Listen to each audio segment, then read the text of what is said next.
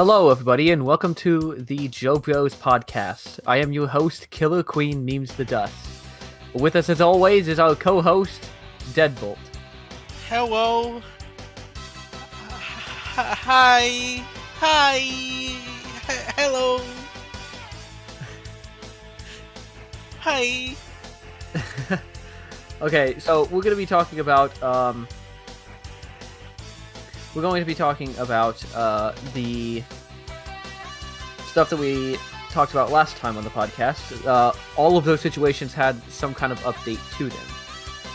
Yeah. So let's see. Which one do you think would probably be the quickest one to get through? I guess we can talk about let's start it like how it was last time. Let's talk about the Trisha Paytas one first. All right. So Trisha Paytas, she has been exposed by one of her ex-super fans, who had made a video where he had a violin cover of one of her songs or something. And she commented on it saying that she was a huge fan of his and that she was super happy that he actually did that cover. And so she wanted to have a collaboration with him. And so she ended up tweeting at him and saying, yeah, come on, DM me and we can set up a collaboration. And so he DM'd her and was talking about it. They set up a time in which he could fly into California, since I believe he lived in somewhere in South America. But he had to make a time where he had to fly into California to visit her and do the collaboration. She said that date that they decided on was okay and that she should be available. And so he gets there and he messages her and is like, hey, yeah, I'm here. And she doesn't respond. So then the next day he messages her, doesn't respond. And he starts to wonder if he did something wrong, so he asks if he's done anything wrong or if he's done anything to upset her or anything. No response. And eventually his time in California is up and he has to go back. And all of his fans were expecting this collaboration because he had said that they were going to be collaborating. And Trisha Paytas tried to say that she didn't even know the guy and that he was some kind of stalker creep and that he was, she never was a fan of his or anything like that. Completely denying the fact that she was a fan and that she was the one wanting to do this. So, and showing how nice of a man this individual was. He had been holding off on exposing her ass for like a year or two or something like that. But then finally, he just got sick and tired of her trying to say that he was some kind of stalker, weirdo, liar, and so he decided to expose her for ghosting him. Yeah, it's fucking crazy. I gotta say this is that after these fucking couple stories that's been happening and what's been going on, it's very hard to look up celebrities and looking up people who've done YouTube, because most likely they have some skeletons in the fucking closet or dirty laundry, and at that point it just kind of draws you off from looking up and watching shit, because honestly YouTube is a platform that encourages assholes to speak their mind and they get successful because of it. I mean, look at the fucking channel you're on. I mean, exactly. I mean, you're a faggot. I can probably kick your ass, so don't start. But I could fucking suck your ass. How about that? Fuck you. Kill yourself. But I'm saying, I'm saying is that this is the platform where anybody can be successful, and especially now with how TV is ran, how it's practically a reality show that's getting a ton of ratings and all that. I wouldn't be surprised if the top celebrities right now who are on the top are the biggest assholes, because people love to see assholes. People look up to assholes. You know, I've already done this thing in the past, and I wouldn't be surprised if Trisha Paytas has done something worse after that. It's obvious she's an asshole and she's a piece of shit. Yeah. Honestly, they don't care about their fans. All they see is their numbers now. Once you become big, you don't see your fans as number. You only see your fans as number. I mean, you don't see them as fans anymore. They don't care because there's too much of it. I think that's pretty much it with her. It was just really quick, just saying, yeah, she's actually an asshole, which makes us have to correct ourselves in that point, because I believe in the last podcast I said that she was the less of the evils there. It turns out she might actually be one of the most, besides maybe Jared still. Or anyone else like Jake Paul, like people going after Jake Paul now. Well, I was talking about the people that we were talking about in that podcast. So I guess we can. Speaking of Pro Jared, that's what I'm saying. We can just transition on to Pro Jared now. So with Pro Jared, I want to be brief on this one too. Okay, so now Holly has responded, and she played the whole like Heidi was the one that was being abusive, and she was the one that was trying to get them to date. So the whole thing was it was announced, like it was brought up and confirmed by Heidi that Heidi and Jared both agreed to poly. I would say polygamy, but it's more of a polyamorous relationship where like both were able to date other men or women, date like other people, and they'll be okay with it. And initially Heidi was okay with it, and then she ended up backing out because she wasn't comfortable with it anymore. So Holly did on Twitter was that it's a he said she said situation. So Holly said that Heidi was okay with this from all along, and that she wanted Holly and Jared to be together. She wanted both of them to have a relationship. Heidi says that she wanted it initially, but then once she started becoming uncomfortable with it, she wanted it to end. And then Holly is saying that since those two couldn't get together, she lashed out and she wanted to ruin their both relationship and all that. Heidi said that she lashed out was because of how Holly was acting about it, and it's more like she was being the asshole, that she was ignoring Heidi's requests and talking to her as a person. She's been focusing more on Jared rather than Heidi as well. So it's more of a he said she said situation, you know, like we don't know who's in the wrong and who's in the right. I would say, like, I would believe Heidi a little bit, but at the same time, at this point, it just comes out to who comes up front and where's the evidence at this point, because at the end of the day, Jared sent those nudes still, so yeah, let's make fun of him instead. I mean, yeah, I think the last part that you said there is the main point here, that no matter what happens with this part of the drama, the fact of the matter is, Jared, first of all, we still have the god-awful impression of his nudes in our mind. Yeah. Mm-hmm. And second, he still has these allegations of trying to manipulate his fan into sending him pictures. He did get consent, and the thing. Well, some of them were underage, which means no consent. Yeah, I mean, he was aware of it, though. That's what they said. That's what Holly says. Holly says that they were aware, and I don't know what it's like the whole stance is that it's, like I said, the he said, she said situation. Like, at this point, Heidi wanted it to end, like, that's what she says. Holly says that Heidi wanted it to keep going, and that she got mad because it didn't, and then she wanted to back out afterwards, and then she was just practically ruining the relationship. Whereas Heidi initially wanted to back out. So at this point, like, it was just more like a Jared, it was like Jared's situation as well. Like, he just kept quiet, he just kept avoiding the situation as well, and just sticking with Holly and all that. Like, at this point, like, people even dissecting Holly's tweets as like, this stuff is so fucking manipulative, like, it's too perfect to be true.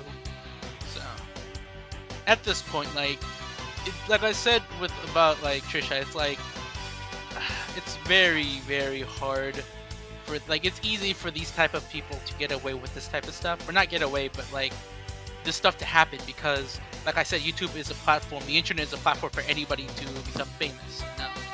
So I think the moral of the story is that Jared is a cuck. Yeah, like, we don't know who's the victim, we don't know if Heidi is the victim or not, but like, it's kind of hard to say. Like I said, I would stick with Heidi. Like, I kind of agree with her, like how she's just manipulated, because they both showed evidence, but people saying that Holly's evidence was cherry picked, you know. But like, yeah. I don't know. And well, I'd have to say I'd probably side with Heidi as well. But like I said, mainly because this whole situation would have never been revealed if it wasn't for her in the first place. Yeah, that's true. That's true. Yeah. Jalen could have kept sending his disgusting fucking dick pics to some of his fans, and we would have never known. Yep. So I don't know if that's actually a good thing or a bad thing. You don't know. I was gonna say, like, so should we just move on to the third topic? Just get the follow-throughs out the way first. Yeah. We can talk about the main event. Yeah. So the next follow-up is James Charles, who seems may be innocent, even though we thought he was probably also one of the worse than Trisha Paytas, but yeah, he may be completely innocent because he's actually made his own video with a lot of evidence pointing towards the fact that Tati and Jeffree Star have been doing all of this as a business plan to boost themselves up. With the evidence that he's presented evidence of him texting Tati before he actually did the social media post promoting her competition, saying, "Look, I'm going to be doing this. I signed a contract. They're going to be paying me whatever." And she disagreed with it, but by that point, he had already signed the contract. So he had already told her beforehand, unlike what she had said in her video. And then in her video as well, she said that he tried to convince a straight waiter to become gay and tried to hook up with the straight waiter. The waiter himself made a video saying that he was bi. Yeah. So, not to mention, they both made videos. I mean, she made a video, and then Jeffree Star made a Snapchat video. Both of them, the same day when James Charles started to gain subs again, they both made videos trying to say that, "Oh, guys, stop sending hate James Charles' way," which is an odd coincidence. And it's not the fact that they made the videos and then he started getting subs again. He started getting subs again, and then that's when they decided to do some damage control, preemptive damage control. And I think honestly, out of all the situations, Tati's petty, but I think Jeffree Star's is the most dubious out of the two, because he went on Twitter and really labeled James Charles as a predator and was one of the main forces just going up against James Charles. That being said, in his Snapchat video, he said that he he didn't have anything wrong with James Charles, and that he's friends with James Charles, and that this is just something that had to be said or something, blah blah, and like it was in the heat of the moment. But yeah, the moment you call somebody a predator days on end, it's kind of hard for you to be able to say that, yeah, I'm their friend and this is all just in the heat of the moment, blah blah blah. Days on end is when I start to get the line on the heat of the moment. Maybe like when it first comes out, calling him a predator and then taking it back. And not just that, but also retweeting a tweet that his brother had sent out, and then questioning his brother why James Charles is a predator. And really just bullying James Charles' little brother.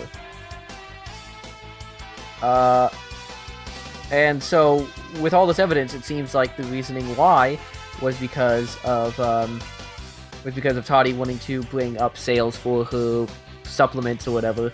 And after the whole James Charles thing, everyone started buying Jeffree Star makeup.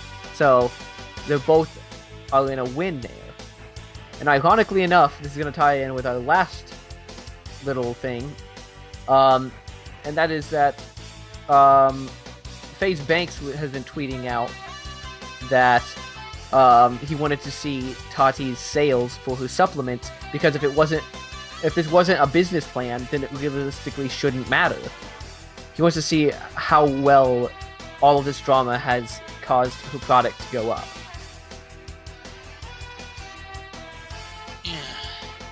Yeah, I can see now, like, why, like, there's criticism. Like, I can agree with your criticism. It's like, yeah, there's, like, it seems petty on all that. But the thing is that even all that, the way James Charles did react to the initial like situation was just like he just brushed it off and just if he handled it much better and just because of all that stuff that he said and all that shit that happened afterwards, like if he just handled it better, his channel wouldn't have gotten hurt because remember the video Tati's video wasn't like the sole reason why he was getting all this hate. It was because of the stuff afterwards, you know, and his initial reaction. So even if that the waiter who did say he was bi, remember there was those other people that went for the school that did accuse him of catfishing the football team and trying to have sex with him and all that. So yeah, like I said, that's just allegations. And, yeah, those ones are allegations, and I do. There is proof, but like still, like we have to take that with a grain of salt. I do also want to note that I'm going to be using the most reliable, unreliable source, Keemstar. Yeah.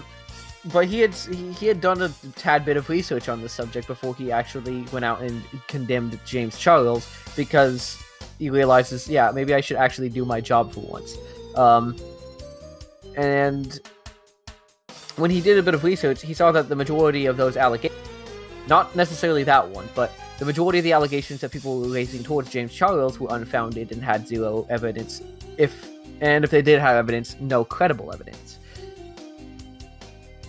Yeah. So he tried to basically follow up as many as he can, and the best solution that we can so far come up with is that James Charles did not do anything wrong because at the very least, the allegations have very little evidence, and even then, they're allegations.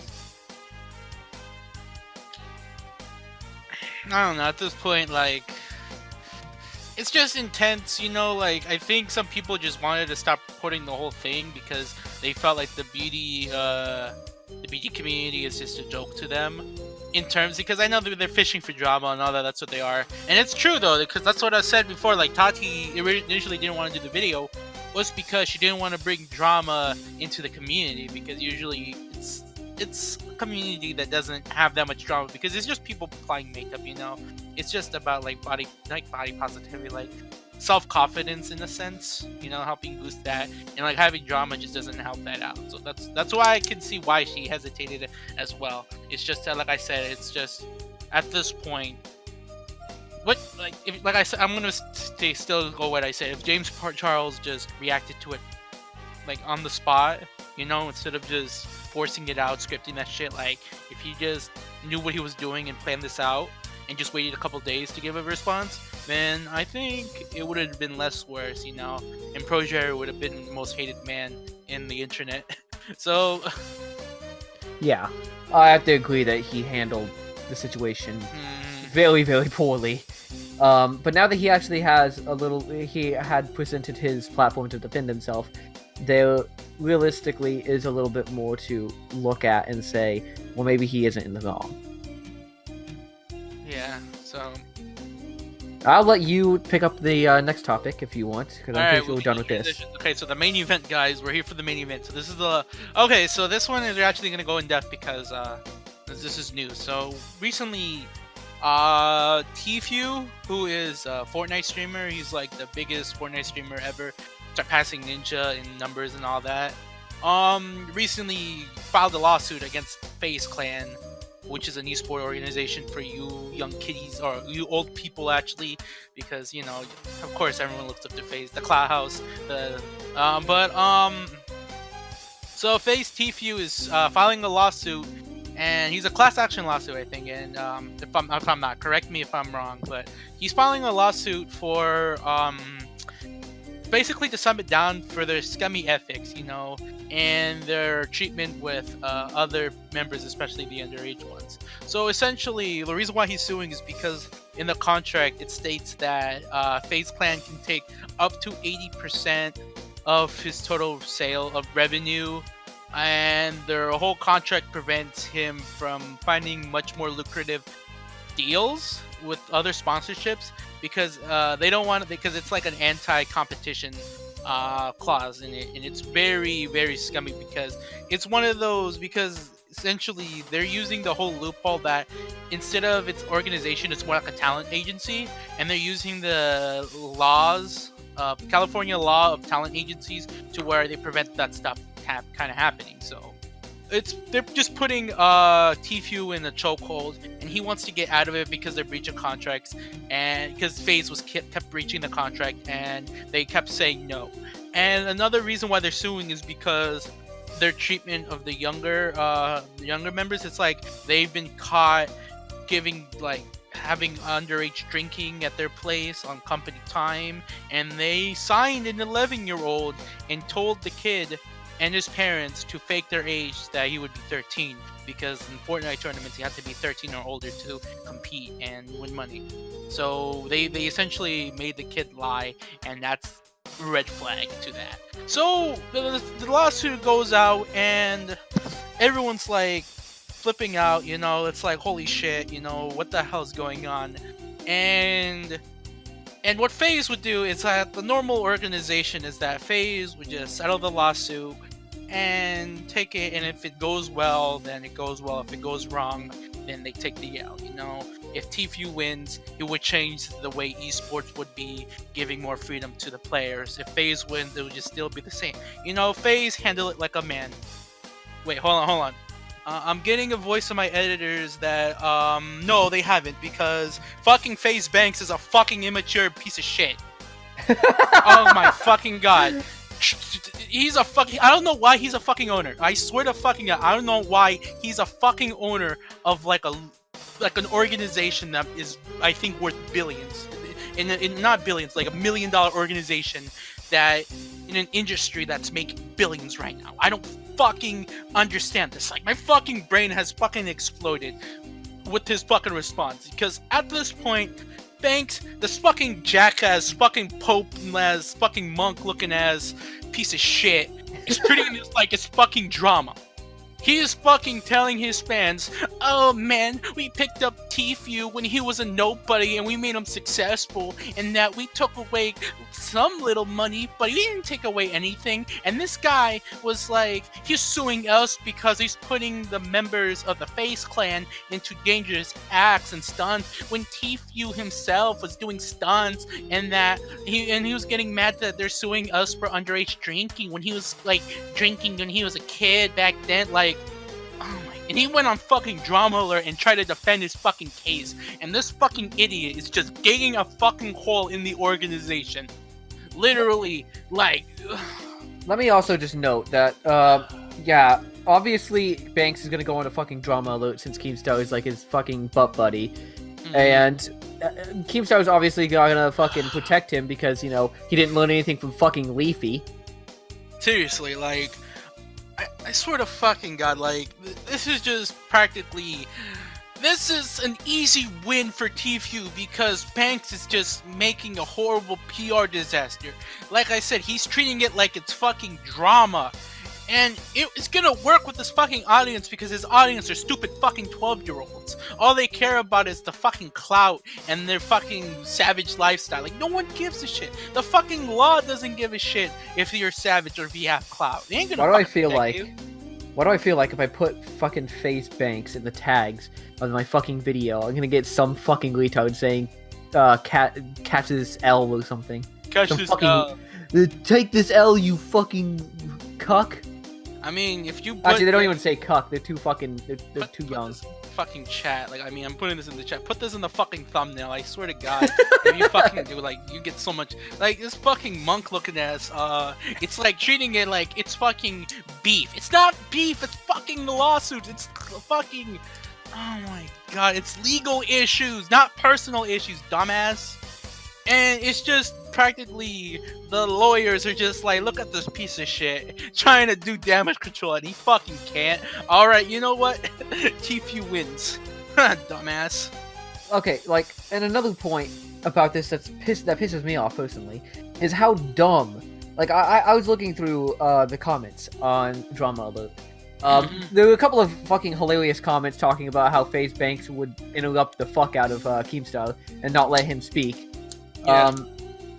But there's also comments about people trying to say that, oh, well, why is Tfue getting so fucking mad about it when I mean, look at it. He makes so much money. Why is he making such a big deal? Because this is fucking basically theft. First of all, they're stealing 80% of his fucking earnings. That's fucked up. And then add on to that the accusations of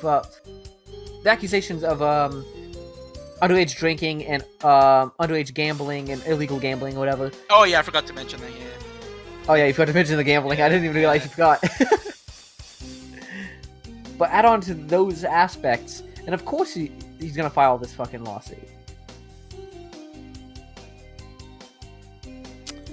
Oh my god, like, of course, like, you go to his video, like, Banks' video, and you'll see his dumb fans, like, defending him. Of course, they're fucking 12. They don't know anything about law. That's why you see the fucking faggot, like, 2 traces, and you see his fans defending the shit out of him. They don't fucking Why understand. are you mentioning this dead horse in my fucking podcast? I mean, yeah, I know it's a dead horse. It's like, I'm just bringing it up. It's like, I'm gonna have to censor out that name. I don't even want it in my podcast. Shut the fuck up. It's relevant. Alright? They'll fucking blindly defend that shit because they don't understand why it's wrong for him to trace animations, especially that belongs to other studios. They don't understand. They think, oh yeah, it's a copyright. It's not a fucking copyright issue. It's an ethic issue.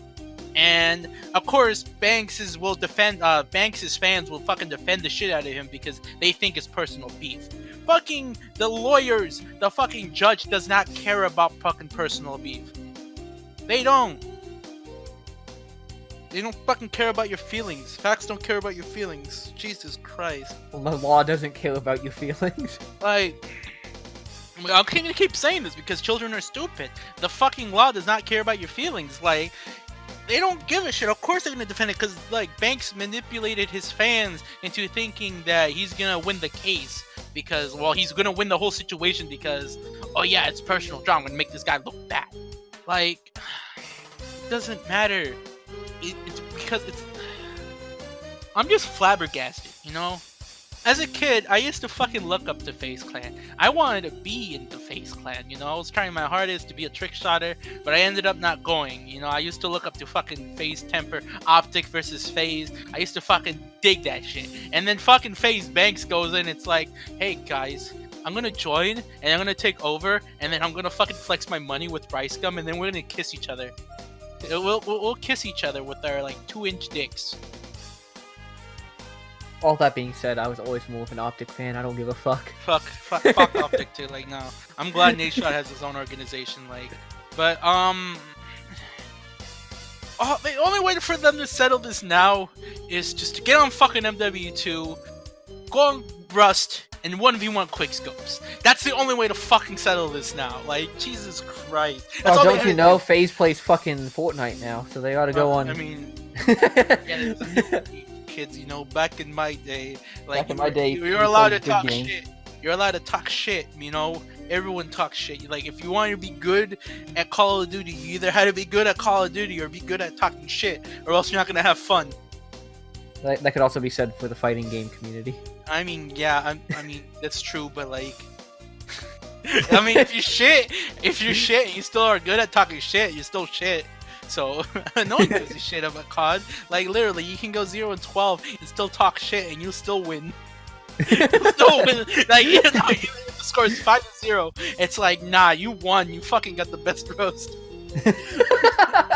Jesus Christ, I miss fucking Call of Duty. Stupid ass. FaZe Banks ruined it. It's all his fault. God damn. Like, seriously, you can't give a fucking 12-year-old ownership of a fucking, like, what is this, Richie Rich?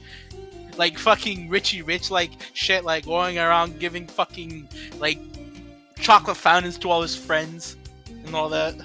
Jesus Christ. I think another funny thing to note is that, him and Geiscum always talk about how, like, they're fucking awesome and all this shit and how they own a mansion or whatever. They don't own it. It's rented. They fucking rent it. They got kicked out. Like, they got kicked out. Fucking assholes. I fucking love them. Like I said, you give an asshole a platform and they'll make millions. Like literally, I'm like, oh yeah. By the way, before you get done, make sure you jump cut this video, like because I can't speak English well, and I need you to do jump cuts, like a lot of jump cuts for me, please. Like straight up, like I can't speak in a coherent sentence right now, so please jump. It's fucking Philip DeFranco, and you have Philip DeFranco to shame with those fucking jump cuts.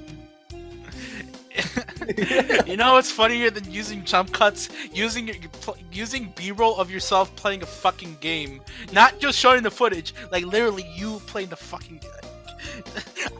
I don't know, fucking Philly D. Like I question him shit sometimes. Like he was like, check out these fucking headphones, and for B-roll he shows himself listening to the fucking headphones. Like, yeah, I'm gonna buy it because Philly D's listening to it, man. Asshole, like uses himself because hey guys, I'm credible too, guys. Back to the Philip DeFranco show, you beautiful bastards. Today we'll talk about how this guy said the F word and we should arrest him. I'll make sure to check out our sponsor, BetterHelp. Fucking guys. Philip DeFranco. So at the end of the day, just end YouTube. Fuck YouTube, fuck this site, and I'll be moving on to Vimeo, where I can post my free episodes of The Simpsons and SmackDown. Come on, guys. Make sure to hit me up on Pornhub. Yeah, let's go to Pornhub. Safe for work Pornhub. Let's go. Yeah, safe for work Pornhub.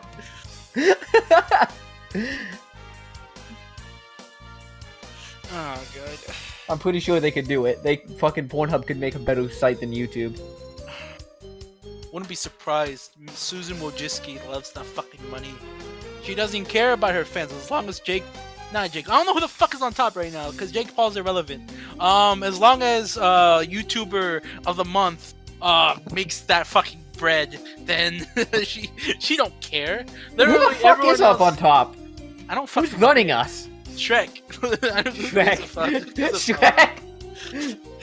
Like, who gives a fuck? Like, the fucking T-Series or Jimmy Fallon or something? I don't fucking know. Jimmy Kimmel. Hey guys, I don't like video games, so let me shit on you. I don't like video games, so let me shit on your hobby of watching people play. Haha, guys, but I love watching sports. Hey, here's a trailer of the new movie of a video that's based off a video game. So you're essentially watching a video game. I'm a hypocrite, guys. I need that cash. Let's make that bread.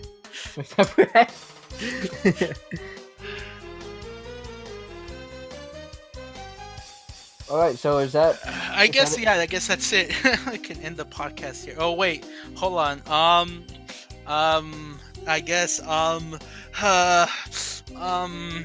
you can just use this section right here to make like a shit ton of jump cuts. You know, make this video bearable for everyone. You know. What the fuck was that? You're gonna jump cut this video, right? No. No? What? What? I'm gonna keep it and make you sound like an idiot. I can't speak English well. I'm not coherent enough. I have to jump cut the video 10 times in each, like 10 seconds. You know, 10 jump cuts per minute. That's my record. That's my JCPM. Jump cut per minute. Yeah, well, what's your number? Like, so you probably get a 3 jump cuts per minute, faggot. I got like a 25 jump cuts per minute. Get on my level. FaZe Bank still beat you. Yeah, he would. All I have to do is just flex it and like I become irrelevant. Maybe just the diss tracks, guys. They're gonna settle this lawsuit with the diss track. Let's do this. Okay, so I guess this is the end of the podcast, by the way. I don't know why the fuck you guys are still doing here. So I'm gonna close this video by saying by giving us a thanks to giving us a word from our sponsors. This thing is sponsored by Fleshlights. Fleshlights, though. No, that's Oh, it. no. Just cut. No, I mean like just straight up, just like end recording right there, and it says this video is sponsored by Fleshlights, and then just cut it right there. I'll end the fucking recording when I want, you nigga. Down to the basement, replacement goes as placement. Big bucks payment, I dirty like a slave man. Began to lose patience to these complacent successes who assesses rules that assassinate us like me. A lot of confidence, but fall from vanity. Reason why I got a crew behind me, my family. Even if they try to bribe me.